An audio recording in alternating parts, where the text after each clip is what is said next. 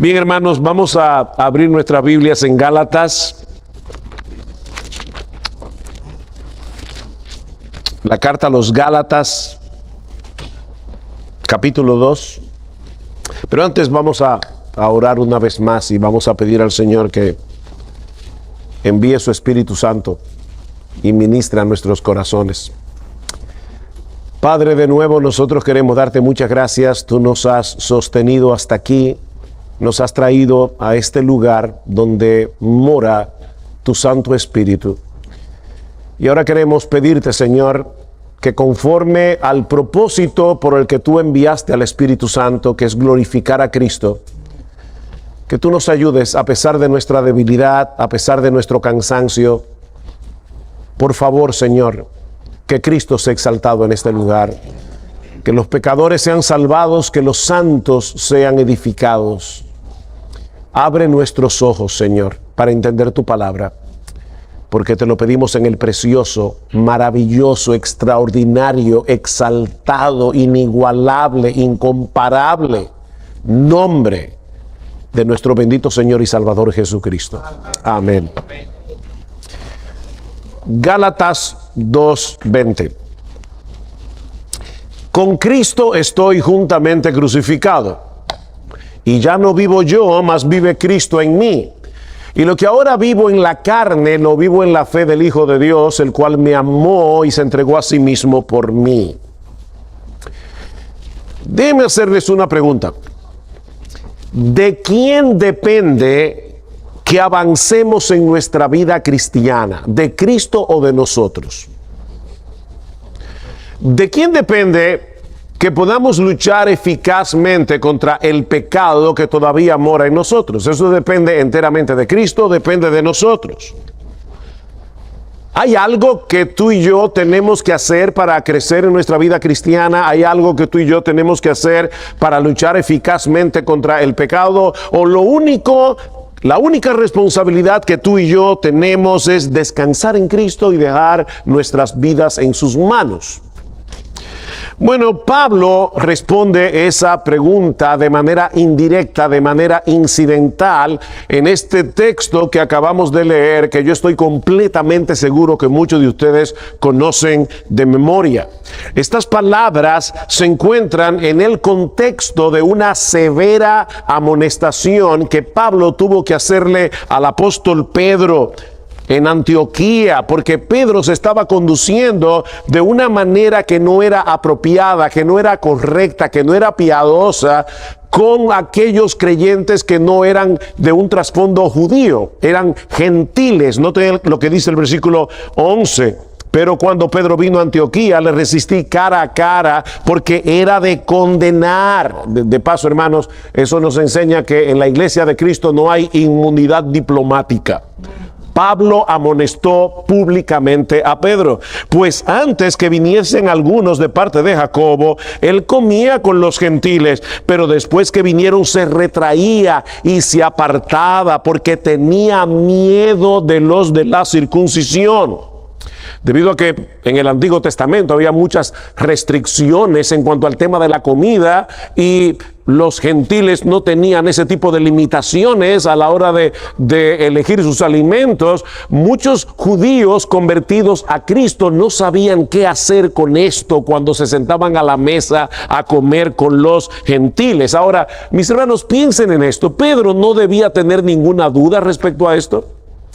Él estuvo allí en Marcos capítulo 7 cuando Cristo hizo limpio todos los alimentos. Pedro tuvo en Hechos 10 una visión que tenía que ver precisamente con la comida, en la que Dios le dijo: Pedro, mata y come, para mostrarle que no debíamos hacer acepción de personas.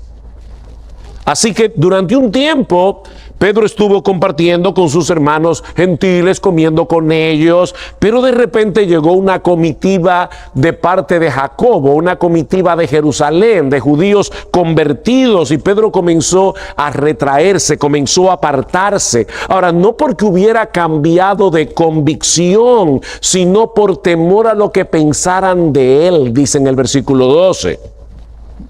Y fue por eso que Pablo tuvo que confrontarlo públicamente, no solo porque su falta fue pública, sino también porque esa falta de Pedro tenía serias implicaciones con respecto al evangelio. Versículo 13. Y en su simulación participaban también los otros judíos, de tal manera que aún Bernabé, hermanos, Bernabé, el hijo de consolación, fue también arrastrado por la hipocresía de ellos. Pero cuando vi que no andaban rectamente conforme a la verdad del evangelio, dije a Pedro delante de todos: si tú, siendo judío, vives como los gentiles y no como judío, ¿por qué obligas a los gentiles a judaizar?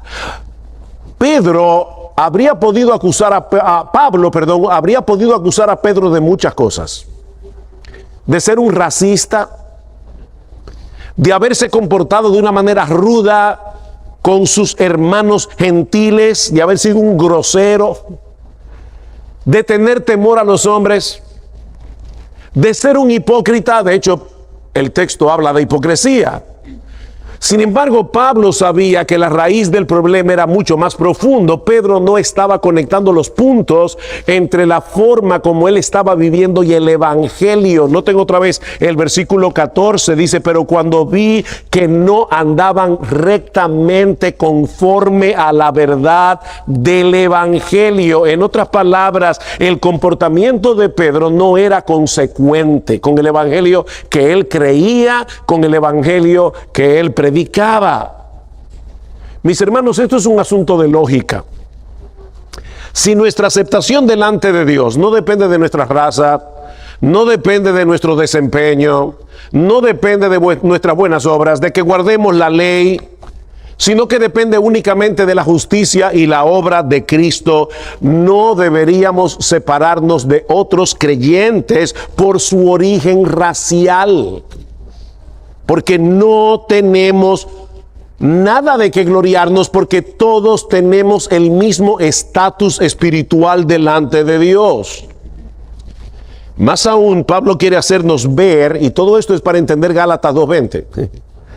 Pablo quiere hacernos ver que solo podemos vivir para Dios, solo podemos vivir en santidad, en obediencia, cuando descansamos por fe en la obra de Cristo, en vez de seguir haciendo el esfuerzo de salvarnos a nosotros mismos. Vean el versículo 19, que es el texto anterior a Gálatas 2:20, porque yo por la ley soy muerto para la ley, a fin de vivir para Dios. O sea, Pablo está diciendo: cuando finalmente me di cuenta que yo no podía llenar la medida de la obediencia que la ley exige, yo morí a la ley como medio de salvación y decidí confiar únicamente en Cristo y en su justicia. Pero lo importante de ese texto es que Pablo dice: fue en ese momento que yo comencé por primera vez en mi vida a vivir para Dios. Y muchos de ustedes conocen cómo era Pablo. Pablo era el inconverso que toda madre desearía como esposo para su hija. Era un individuo increíble. Sin embargo, lo que Pablo está diciendo aquí es que todo el que pretende ganarse el favor de Dios a través de su esfuerzo no está viviendo para Dios, está viviendo para sí mismo, está alimentando su orgullo religiosamente. Mira, mi amigo, si tú estás aquí ganándote el cielo y tú dices: wow, ¿qué sacrificio estoy haciendo? Tú no estás viviendo para Dios, tú estás viviendo para ti mismo. Ese es el contexto de Gálatas 2:20, que muchos conocemos de memoria, como decía al principio, pero que todos necesitamos entender experimentalmente y saber cómo aplicarlo en nuestra vida cristiana práctica. Mis hermanos, si hay un texto en la Biblia favoritos de la gente mística, es Gálatas 2:20. Ya no vivo yo, Cristo vive en mí. Bueno, yo quiero en esta mañana ser lo más aterrizado que yo pueda. Yo quiero que tú puedas ver este texto de la manera más concreta posible.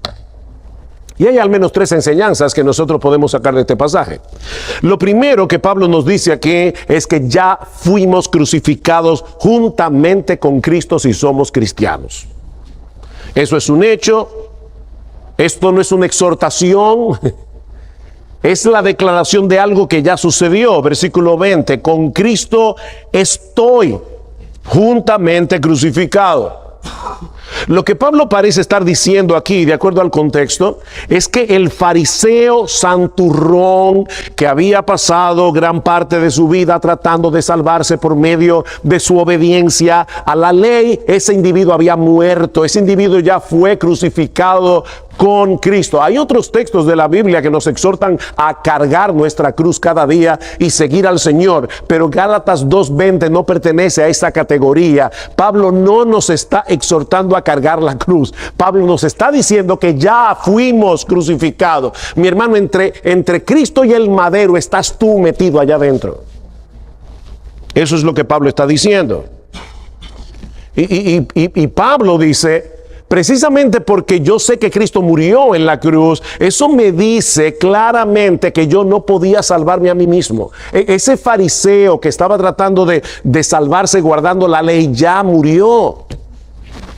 Si Cristo tuvo que morir para salvarnos, mis hermanos, es evidente que no podíamos salvarnos por nosotros mismos de ninguna manera. Él tuvo que pagar la deuda porque ni tú ni yo podíamos pagarla, porque tenemos una deuda infinita con la justicia infinita de Dios. Aunque sea siempre fiel, aunque llore sin cesar, del pecado no podré justificación lograr, solo en ti teniendo fe, deuda tal podré pagar. Decía Augusto Topleide en ese famoso himno Roca de la Eternidad. Para ponerlo más sencillo, les dije que íbamos a estar aterrizados. La muerte de Cristo en la cruz implica necesariamente la muerte de ese fantástico individuo que yo creía que era cuando yo no era creyente. Ese orgulloso que pensaba ser una maravilla de persona, murió crucificado con Cristo. Por eso alguien decía que la crucifixión de Jesús, escuchen esto, la crucifixión de Jesús es la más clara demostración de nuestra naturaleza infernal. La cruz de Cristo. ¿Recuerdan el testimonio de Pablo en Filipenses capítulo 3? Ese testimonio nos ayuda a entender qué es lo que Pablo está diciendo en Gálatas 2:20. Cuando Pablo era un fariseo, él se veía a sí mismo como una persona irreprensible. Él creía tener todos sus papeles en regla con la justicia celestial por medio de su obediencia a la ley. Hasta que él se dio cuenta que esa ley en realidad lo condenaba, no lo salvaba. Fue de esa manera que Dios lo llevó a confiar en la justicia de otro. Porque déjenme decirles algo, hermanos, y esto no es una herejía, la salvación es por obras, no se confundan. La salvación es por obras, pero no por la tuya ni por la mía, sino por la de Él. Amén. Es por su obra, y a partir de ese momento, las cosas que él consideraba como ganancia, y que era lo que Pablo consideraba como ganancia, todo su pedigrí, todo su currículum religioso, judío de judío, hebreo de hebreos, en cuanto a la ley, fariseo y todo lo demás, dice, yo lo comencé a verlo como basura, como estiércol para ganar a Cristo. Y ciertamente aún, y ese aún es importante porque ya Pablo tenía más de 30 años de convertido, él está diciendo, todavía 30 años después, yo estimo todas las cosas como pérdida por la excelencia del conocimiento de Cristo Jesús, mi Señor, por amor del cual lo he perdido todo y lo tengo por basura para ganar a Cristo y ser hallado en Él, no teniendo mi propia justicia que es por la ley, sino la que es por la fe de Cristo, la justicia que es de Dios por medio de la fe. Tú y yo tenemos la justicia de Dios en Cristo. Pablo se dio cuenta de su pecaminosa insensatez al confiar en su propia justicia y ahora se gozaba en poder aceptar como un regalo la justicia perfecta de Cristo por medio de la fe. Hace un tiempo me topé con una definición funcional, no teológica, pero sí funcional de lo que es un cristiano. ¿Tú eres cristiano? Bueno, escucha lo que tú eres. Un cristiano es alguien que ha muerto con Cristo, cuya obstinación ha sido quebrantada, cuyo descaro ha sido destrozado, cuyo corazón de piedra ha sido aplastado, cuyo orgullo ha sido destruido y cuya vida ahora está dominada por Jesucristo. Eso es un cristiano. Lo que nos lleva de la mano a la segunda enseñanza de nuestro texto. Y es el hecho de que ahora tenemos una nueva vida, que no es otra cosa que la vida de Cristo en nosotros. Con Cristo estoy juntamente crucificado y ya no vivo yo, mas vive Cristo en mí. Pregunta, sobre todo a los que tienen una forma de ser medio mística. Pregunta. ¿Está diciendo Pablo aquí que su personalidad quedó completamente anulada porque ya Cristo vive en él? Por supuesto que no. De hecho, no sé si notaron todas las veces que Pablo hace referencia a sí mismo en este texto tan breve, ya sea por un pronombre explícito o por un pronombre implícito o tácito o sobreentendido. Déjenme leer el texto otra vez. Y yo sé que ustedes lo conocen, pero escuchen el texto y voy a meter todos los pronombres que no están. Con Cristo estoy yo juntamente crucificado. Y ya no vivo yo, mas vive Cristo en mí. Y lo que ahora vivo yo en la carne, lo vivo yo en la fe del Hijo de Dios, el cual me amó y se entregó a sí mismo por mí. 4 yo, 2 me y un mí. 7 referencias a Pablo en este texto. Así que Pablo no está diciendo que su vida desapareció ahora que él era cristiano. Lo que él está diciendo es que ahora él vive una nueva vida que depende completamente de la justicia de Cristo y no de la suya propia. En lo que respecta a Dios, tu yo pecador ya murió. Si tú eres cristiano, tal vez tú no eras un santurrón como Pablo, tal vez tú viviste una vida de abierta inmoralidad, pero aún así este texto se aplica para ti. La deuda que nosotros teníamos con la justicia de Dios fue cancelada. ¿Sabes por qué? Porque el que hizo todo eso ya murió, está muerto. Déjenme hacer con ustedes un ejercicio incómodo. Piensa por un momento en el pecado más horrible, en el pecado más vergonzoso que tú has cometido en toda tu vida. El pecado que tú no quisieras de ninguna manera que lo pusiéramos aquí en la pantalla. ¿Ya lo viste? ¿Lo pensaste? Bien, el que hizo eso no existe. Murió. El que cometió ese pecado vergonzoso, horrible, sucio, asqueroso, no existe. Esa persona murió, crucificado con Cristo. Y es por eso que si eres cristiano, esa deuda ya fue pagada. Fue pagada en el Calvario. Pero no solo eso. No, espérense que todavía hay más. Lo glorioso de la salvación no consiste únicamente en el hecho de que ya no tenemos una deuda pendiente en el tribunal de Dios. Es mejor que eso. Es que la justicia perfecta de Cristo fue puesta en nuestra cuenta por medio de la fe, de tal manera que ahora Dios, el Padre, nos ve tan justo como a su Hijo. Si tú tienes una deuda en el banco, una deuda, y un amigo tuyo rico de repente te paga toda la deuda, wow, qué bueno, pero ¿cuánto tienes en el banco? 0, nada, ya no debes, pero tu cuenta sigue en 0. Bueno, lo que hizo Cristo al morir por nosotros en la cruz no fue simplemente pagar la deuda, porque entonces tendríamos la cuenta en 0. Lo que Él hizo fue pagar nuestra deuda y luego poner en nuestra cuenta en los cielos su justicia perfecta. Es por eso que Juan Bunyan, el autor del Progreso del Peregrino, lo explica de esta manera. Es como si cada creyente poseyera un espejo mágico. En una de las caras es simplemente un espejo regular. Si nos miramos a nosotros mismos en esa cara, nos vemos tal cual somos, con manchas, verrugas y todo arrugados. Pero en el otro lado del espejo está la imagen del propio Hijo de Dios. Y cuando Dios nos mira, nos ve desde el lado donde está plasmada la imagen de su propio Hijo. Amén. Qué buena explicación. Pero ¿sabes qué? Todavía hay más. En esta expresión, ya no vivo yo, más vive Cristo en mí. Y es el hecho de que tú y yo, si hemos sido regenerados, tenemos una nueva vida que es guiada y energizada por el Espíritu de Cristo que ahora mora en nosotros.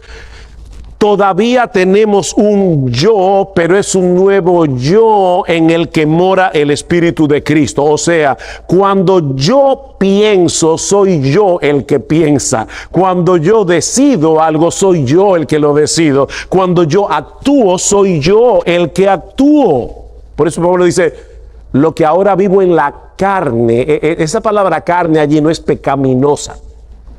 Pablo está hablando allí de su existencia terrenal. O sea, él está diciendo lo que todavía vivo en este cuerpo no glorificado, en este cuerpo que todavía es terrenal, es un cuerpo de carne que fue ya regenerado, pero no ha sido glorificado. Soy yo el que lo vive. Pero estoy viviendo una nueva vida porque Cristo vive en mí por su Espíritu. De tal manera que ahora yo puedo vivir para Dios. Es lo mismo que Pablo dice en Romanos 7. Pero antes de leerle ese pasaje, permítanme contarles una historia que leí hace muchos años. De hecho, yo tenía probablemente como 6 o 7 meses de convertido. Y me impactó tanto que quedó grabada en mi memoria. Ahora, recuerden algo antes de contarles la historia. Cuando usamos una ilustración desde el púlpito, y más cuando tiene que ver con el Señor, nunca ninguna ilustración ilustra perfectamente la cosa ilustrada. Para que no se pongan a pensar, bueno, pero esa historia tiene cosas raras. Olvídate de eso y trata de coger el corazón de la historia. Imagínate a una mujer que está casada con un individuo perfecto. Perfecto. ¿Te gustaría, mi hermana, estar casada con un hombre perfecto? Antes de decir que sí, déjame seguir la historia. Cuando don Perfecto llega a la casa, él comienza a revisar todos los muebles. Mira, mi amor, perdona que hay una mota de polvo, se te olvidó. Él abre la gaveta y dice, mi amor, acuérdate que mi ropa tiene que ir en colores degradados. Mira, los zapatos no están exactamente paralelos uno al lado. Él es perfecto. Así que a medida que pasa el tiempo, la doña se va desesperando porque ella no es perfecta. La cosa se complica todavía más porque ella conoce a otro hombre que también es perfecto, pero es bueno, compasivo, bondadoso. Ella no puede divorciarse de don Perfecto porque él es perfecto. No va a encontrar nunca una razón para divorciarse. Pero este otro hombre, que también es perfecto, le propone algo bien inusual. Le dice, mira, vamos a hacer una cosa. El matrimonio es hasta que la muerte nos separe, ¿verdad? ¿Qué tal si yo te mato? Así quedas libre de tu marido. Pero como yo tengo poder, yo puedo resucitarte. Y ahora ya libre de tu marido, te puedes casar conmigo. Ok, ahora lean Romanos 7, o yo les voy a leer Romanos 7. ¿Acaso ignoráis, hermanos, pues hablo con los que conocen la ley, que la ley se enseñorea del hombre mientras tanto éste vive? Porque la mujer casada está sujeta a la ley, por la ley al marido, mientras éste vive. Pero si el marido muere, ella queda libre de la ley del marido. Así que si en vida del marido se uniere a otro hombre, será llamada adúltera. Pero si su marido muriere, es libre de esa ley, de tal manera que si se uniere a otro marido no será adúltera. Pablo está hablando de la muerte del marido, pero en el versículo 4 cambia completamente la historia y habla entonces de la muerte de la esposa. ¿Qué pasó aquí? Versículo 4.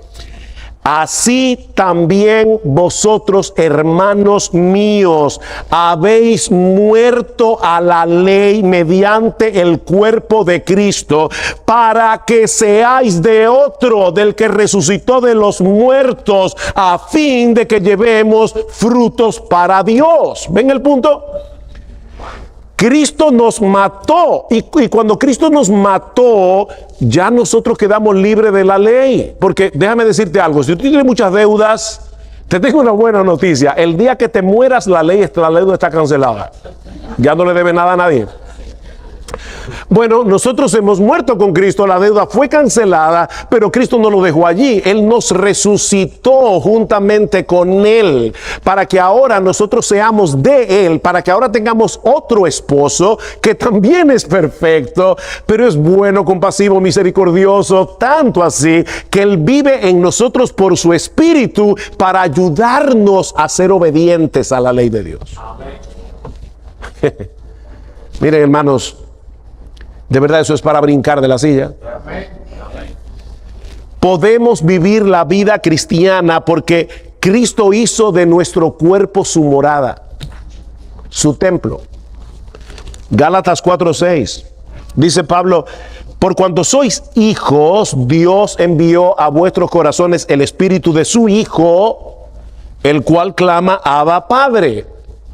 Déjame hacerte una pregunta. ¿Qué es lo que te mueve a venir a Dios en medio de la dificultad, con la confianza de un hijo, y decirle: Padre, ayúdame?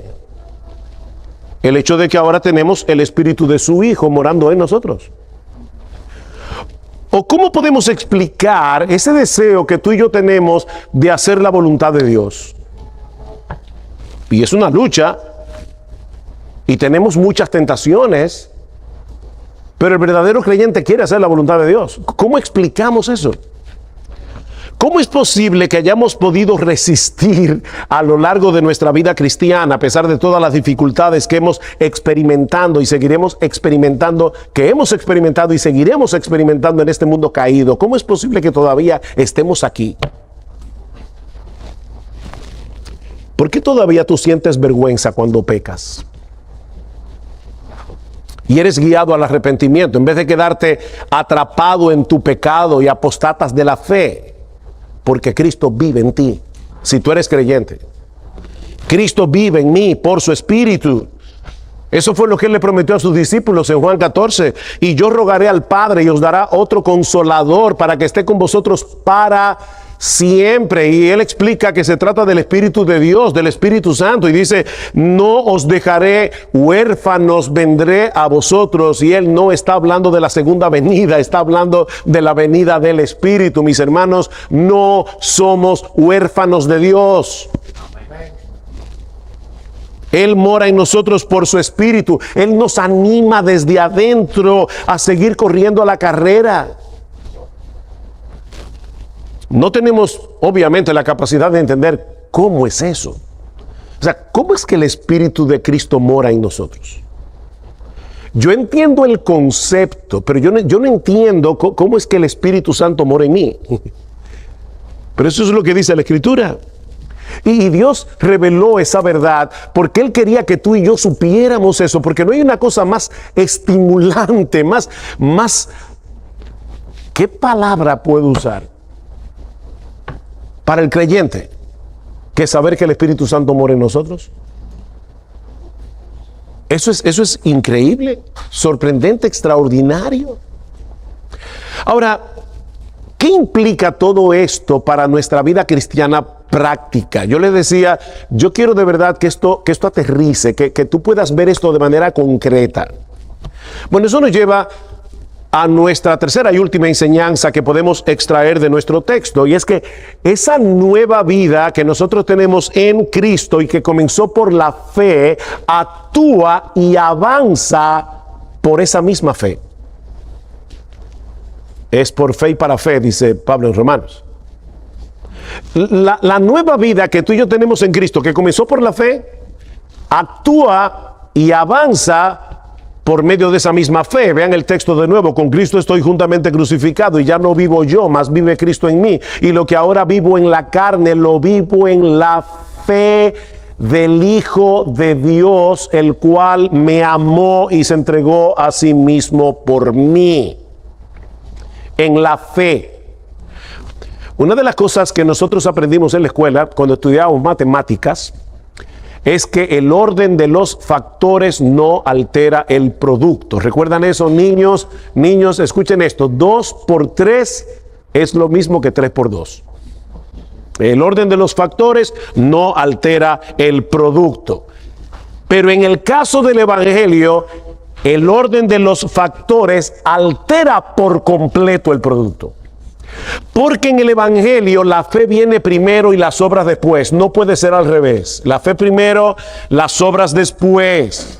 Las obras surgen de la fe. Pablo dice en Gálatas capítulo 5 versículo 6 que la fe obra por el amor. La fe produce obras. Escribiendo a los tesalonicenses, Pablo les dice que siempre daba gracias a Dios por ellos, al recordar, entre otras cosas, vuestra obra de fe.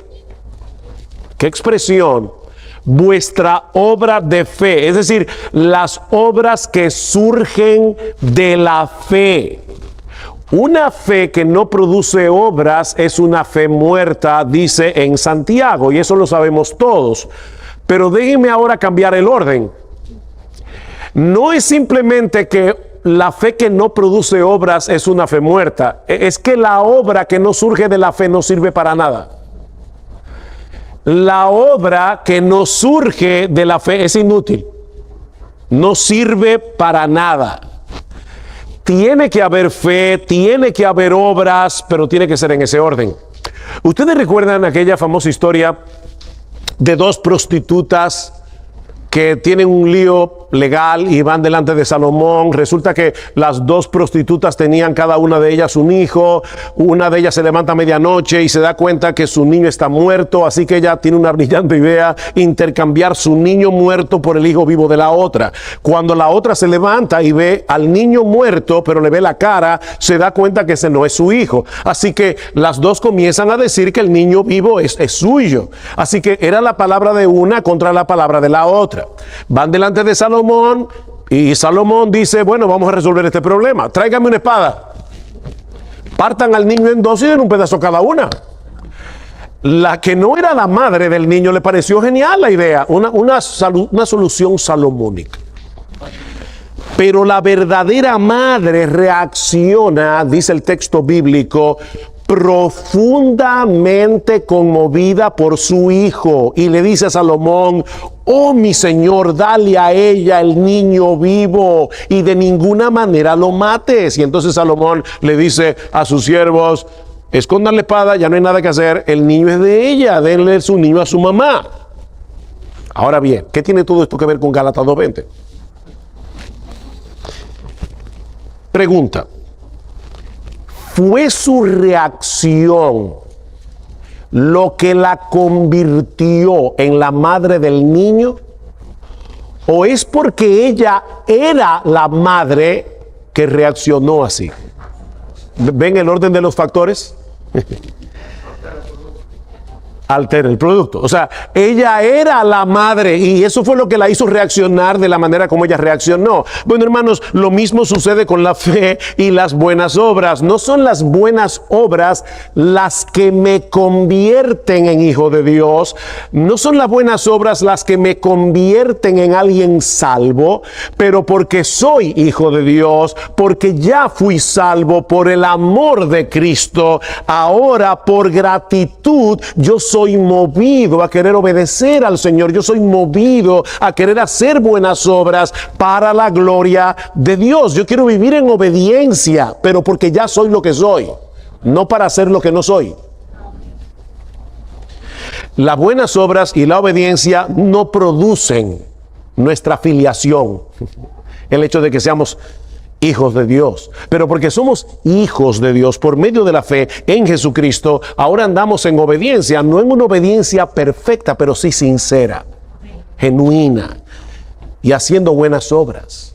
En otras palabras, la fe produce un estilo de vida que es conforme al Evangelio. Creer que Cristo me amó y se entregó a sí mismo por mí debe tener un impacto en mi vida que se refleje en todo lo que hago. Comenzando por el hecho de que ya yo no trato de obedecer a Dios para ganarme su favor, sino porque sé que ya fui favorecido. Solo por gracia, solo por Cristo, solo por medio de la fe. Eso cambió en mí. Descansar por la fe en esa realidad nos mueve gozosa y agradecidamente a vivir para Él y no para nosotros mismos. Segunda a los Corintios capítulo 5 versículo 14. El amor de Cristo nos constriñe. El amor de Cristo nos presiona. El amor de Cristo nos mueve, es lo que Pablo está diciendo. El amor de Cristo nos constriñe. Sabiendo esto, que si uno murió por todos, luego todos murieron. Y por todos murió para que los que viven ya no vivan para sí, sino para aquel que murió y resucitó por ellos. Ven, Gálatas 2:20. Ya no vivo yo, mas vive Cristo en mí. Lo que ahora vivo en la carne, lo vivo en la fe del Hijo de Dios, el cual me amó y se entregó a sí mismo por mí. El amor de Cristo me constriñe. El amor de Cristo manifestado en la cruz es el combustible que pone en movimiento la devoción del cristiano. Ese amor nos energiza. Esta mañana, estando ahí en el hotel, me tomé el café más malo de mi vida. Yo me levanto por la mañana, necesito una tacita de café con algo, y hice mi café en la coffee maker que había ahí en la habitación y ¡wow! Le dije a William, que fue el que me trajo aquí a la iglesia, mira, por favor, yo necesito pasar por algún lado porque necesito tomarme un café, me estoy desfalleciendo. Me falta alimento y algo de carbohidrato. Bueno, el amor de Cristo es la proteína, el carbohidrato, los minerales, la vitamina, todo lo que es un combo. Todo lo que tú necesitas para vivir la vida cristiana, todo lo que tú necesitas para levantarte por la mañana y decir, Señor, ya no vivo yo, mas vive Cristo en mí. Yo no voy a vivir para mí, me pasé la vida entera viviendo para mí, ahora voy a vivir para ti. Lo que permite eso, lo que te da combustible para mover el vehículo es el amor de Cristo. Es por esa fe que tenemos la certeza de que el pecado ya no puede gobernarnos a su antojo porque fuimos librados de su dominio, aunque la lucha en ocasiones se torna casi insoportable. Ya no somos esclavos del pecado. ¿Ustedes creen que cuando Abraham Lincoln, el presidente de Estados Unidos, proclamó su acta de emancipación el 1 de enero del año 1863, todos esos esclavos que fueron libertados se sintieron libres? Miren, cuando esos esclavos escuchaban la voz del amo, temblaban, porque tenían todavía una mentalidad de esclavos. Nosotros nos convertimos a Cristo, ya fuimos libertados del pecado, pero el pecado mora en nosotros, y cuando ese pecado nos tienta, cuando ese pecado quiere seducirnos, a ti y a mí nos da la impresión de que no podemos dejar de obedecerlo, pero sí podemos. Amén. Somos libres, hermanos, somos libres. El acta de emancipación fue declarada en la cruz del Calvario a precio de la sangre del Señor. Y es por fe que recordamos eso. O sea, en mi carne me dicen, no, tú no puedes dejar de obedecer al diablo, tú no puedes dejar de obedecer al pecado. Pero lo que ahora vivo en la carne lo vivo en la fe del Hijo de Dios. Y yo tengo que decir, no, aunque mi carne dice eso, yo sé por este libro que no miente que Cristo me libertó. Y como yo creo eso, ¿ven? Es por fe. Es por fe. Y es por fe que nosotros podemos vivir toda la vida cristiana. Déjame ponerte algunos ejemplos. Es por fe que tú y yo podemos perdonar como Cristo nos perdonó. Ay, pastor, es que usted no sabe lo que Él me ha hecho. No lo sé y no te conozco, pero estoy completamente seguro que lo que tú has pecado contra Dios es 1000 veces peor que lo que esa persona te hizo a ti. Y Cristo te perdonó. Entonces, cuando yo por fe recuerdo todo lo que yo he sido perdonado, claro que ahora puedo perdonar. Albergar amargura, resentimiento en el corazón es no andar conforme a la verdad del Evangelio, como le dijo Pablo a Pedro. Es no andar, no estamos conectando los puntos. Estamos siendo incoherentes. Cuando se te hace difícil perdonar o te das cuenta que tú estás almacenando amargura, resentimiento en tu corazón, es porque tú no te estás viendo a ti mismo a la luz del Evangelio. Tu resentimiento es una negación en la práctica de lo que Dios hizo por ti de pura gracia al perdonar todos tus pecados. El hipercriticismo. Vamos a ser honestos. Por favor, sé objetivo, sé objetiva contigo mismo. ¿Tú te encuentras a menudo criticando a los demás? ¿Se te hace difícil dar gracias a Dios por la gracia que está operando en la vida de otros? Sino que más bien tú eres el que siempre ve lo malo, el punto negro en la cartulina blanca. ¿Sabes que eso es una negación del Evangelio? Ser hipercrítico es negar el Evangelio. Porque eso quiere decir que tú no te estás viendo a ti mismo ni a los demás a la luz de lo que el Evangelio dice acerca de ti y de mí. El Evangelio nos dice que todos nosotros somos igualmente merecedores del infierno y al mismo tiempo que todos tenemos en nuestra cuenta la misma justicia, la de Jesús.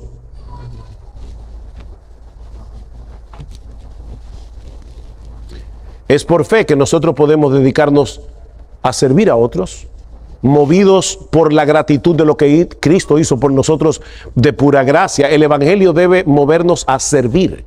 Que dice Pablo, porque ya conocéis la gracia de nuestro Señor Jesucristo, que por amor a vosotros se hizo pobre, siendo rico, para que nosotros en su pobreza fuésemos enriquecidos. Y Pablo se lo está diciendo a una iglesia para motivarlos a la generosidad. Miren a Cristo, miren el Evangelio. Y así pudiéramos multiplicar los ejemplos que no saldríamos de aquí hoy. Déjame hacerte una pregunta. ¿Por qué tú viniste a la iglesia hoy? ¿Y por qué vienes todos los domingos? ¿Porque es una costumbre evangélica? ¿Es por hábito? ¿O es porque tú crees? Ahí viene la fe de nuevo. Lo que ahora vivo en la carne lo vivo en la fe. Tú vienes a la iglesia porque tú crees que el Salvador que murió por ti en una cruz te ha convocado desde el cielo a estar aquí en su día y congregarse con su pueblo, porque tú crees que ese Salvador está presente en medio nuestro, moviéndose entre los 7 candeleros de oro, y al mismo tiempo que un hombre falible, un hombre débil está predicando la palabra de Cristo. Cristo por su Espíritu está tomando esa palabra y está ministrando en el corazón de cada uno conforme a la necesidad de cada uno. Tú viniste a la iglesia porque tú crees eso. Amén. Amén, qué bueno. ¿Qué es lo que te mueve a cantar? ¿Qué es lo que te mueve a escuchar la predicación de la palabra cada domingo? ¿Es porque tú crees que Dios obrará en tu vida por medio de esa palabra predicada, que es viva y eficaz?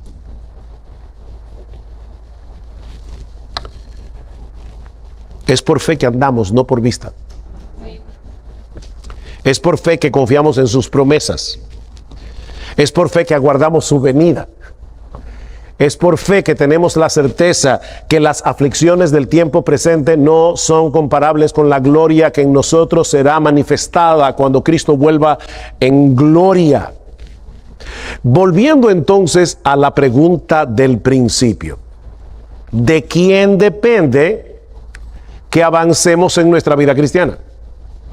¿De quién depende que podamos luchar eficazmente contra el pecado? ¿De quién depende que sigamos creciendo en santidad? Ok, aquí está la respuesta. Depende de la obra de Cristo por nosotros y de su vida en nosotros, que nos capacita para que podamos obrar en fe, viviendo para Dios en una gozosa gratitud por todo lo que Él nos ha dado de pura gracia. Tú y yo no desaparecemos del mapa. Tú y yo tomamos decisiones, tú y yo luchamos contra el pecado, tú y yo decimos que no al pecado, al diablo, a la carne, tú y yo decimos que sí a la gracia, a la virtud, al servicio, al amor. Pero lo hacemos porque ese nuevo yo está vivo en Cristo. Lo hacemos porque ese nuevo yo, como bien ha dicho alguien, y me encanta esta frase, ya no es un yo que anhela la autosuficiencia o la autoconfianza o la autodirección o la autoexaltación. El nuevo yo aparta la mirada de sí mismo y confía en el Hijo de Dios, cuyo amor y poder fueron probados en el Calvario. Y ahora sigue diciendo este autor, desde el momento en que te despiertas por la mañana hasta el momento en que te duermes por la noche, el nuevo yo de la fe se desespera de sí mismo y huye hacia Cristo en busca de protección, motivación, coraje, dirección y capacidad para caminar en gozo, paz y justicia. Ese es el nuevo yo. Así que Cristo no te anula. Cristo no te anula cuando te conviertes, pero te transforma y vive en ti. Hace unos años leí un acróstico que ha sido para mí algo revolucionario desde la primera vez que lo leí. El acróstico es roca con doble A. Roca. Te levantas por la mañana, tienes todo un día por delante, muchos pecados con los cuales luchar, cosas en las cuales servir. Reconoce que tú no puedes por ti mismo. Reconócelo. Reconoce tu impotencia. Reconoce, Señor, yo voy a venir a predicar a la iglesia aquí en Miami, y de hecho es algo que yo recuerdo cada vez que estoy como en el último himno. Señor, tú sabes muy bien que yo no tengo la capacidad de bendecir a estos hermanos. Yo no la tengo, y es que no la tengo. No es una falsa modestia, es que no la tengo. Ni Joel la tiene, ni Ricardo la tiene, ni Daniel la tiene, ni ninguno de nosotros aquí la tiene. Reconoce eso. Ora. Señor, ayúdame. Señor, tú has dicho en tu palabra que por tu gracia somos lo que somos y que tu gracia no es en vano en nosotros, que nosotros podemos servir a otros con los dones que tú nos has dado. Órale al Señor. Confía. Señor, yo creo en tus promesas. Yo creo que tu Santo Espíritu mora en mí, y yo creo que a pesar de mi debilidad tú puedes usarme para bendecir a otros. Actúa, roca, actúa. No te quedes diciendo, tú sabes, Señor, que yo soy un inútil. Y es verdad que lo eres. Y yo también. Isaías 41, no temas, gusano de Jacob. Qué alentadora palabra, ¿verdad? No temas, gusano de Miami. Ahora, la promesa de Isaías no es, no temas, gusano de Jacob, mañana te haré un león. No, es que Dios no tiene que hacer eso. es que un gusano en la mano de Dios puede trillar montes, dice el texto en Isaías. Puede aplastar los collados. Dios puede hacer eso con un gusano, como tú y como yo. Así que no te quedes diciendo, yo no sirvo para nada. Actúa. Haz lo que tienes que hacer como padre, como madre. Haz lo que tienes que hacer como una persona que está trabajando en su vocación. Actúa como pastor, como diácono, como miembro de la iglesia. Actúa, no te quedes ahí postrado. Y luego aquí está la doble A, por eso es roca. Agradece. Señor, gracias, porque yo sé que no fui yo. Fuiste tú. Agradece. Esa es la vida cristiana práctica, ¿ven? Es una nueva vida que no anula nuestro yo, pero en la que ese nuevo yo depende del Espíritu de Cristo en todo para que Él reciba la gloria en todo. Depende de Cristo en todo para que Él reciba la gloria en todo. Qué glorioso texto, Gálatas 2:20.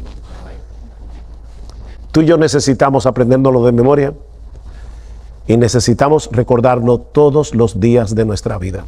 Con Cristo estoy juntamente crucificado, ya no vivo yo, mas vive Cristo en mí, y lo que ahora vivo en la carne, en esta existencia terrenal, lo vivo en la fe del Hijo de Dios, el cual me amó y se entregó a sí mismo por mí. Y si tú estás aquí sin Cristo en esta mañana, tratando todavía de ganarte tu salvación por medio de tu esfuerzo personal, escucha cómo termina este pasaje en Gálatas 2:21. No desecho la gracia de Dios. Si tú todavía estás tratando de salvarte, tú estás desechando la gracia. No desecho la gracia de Dios. Pues si por la ley fuese la justicia, entonces por demás murió Cristo. ¿Qué sentido tiene la muerte de Cristo si nosotros hubiéramos podido salvarnos a nosotros mismos? La muerte de Cristo hubiera sido en vano, hubiera sido una tragedia. Es como dice alguien, imagínate que tu casa se está quemando por todas partes. No hay forma de salir de ese infierno. Y tú estás allá adentro, atrapado. Pero de repente tú puedes salir de alguna forma junto con toda tu familia. Encuentras una vía de escape y tú estás en la acera mirando que tu casa se está quemando, pero sumamente agradecido porque allí está tu esposa, allí están tus hijos.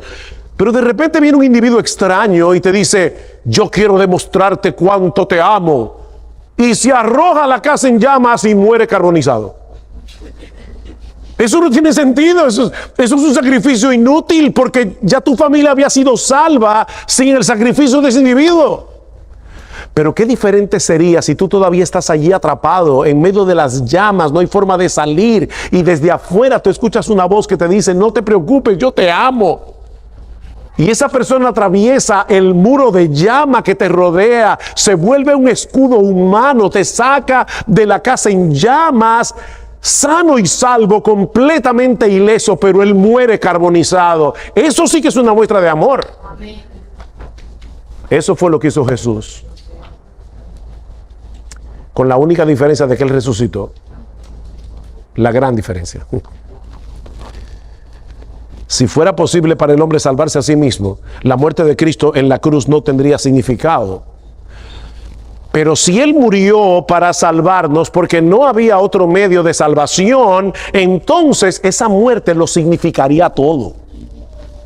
Todo. Y no tendríamos un gozo mayor que gastar nuestra vida viviendo para Él. Mi amigo, no te vayas de aquí, por favor, no te vayas de aquí tratando de lograr lo imposible. Nadie puede salvarse sin Cristo, por más esfuerzo que haga. Pero su gracia está disponible hoy para todos los que reconozcan su impotencia, su pecado, que merece la condenación. Y venga a Cristo en arrepentimiento y fe, clamando por misericordia y perdón. Y yo te aseguro por la palabra de Dios que hoy, ahora, aquí, en este lugar, misericordia y perdón libremente te será otorgado. Clama a Cristo.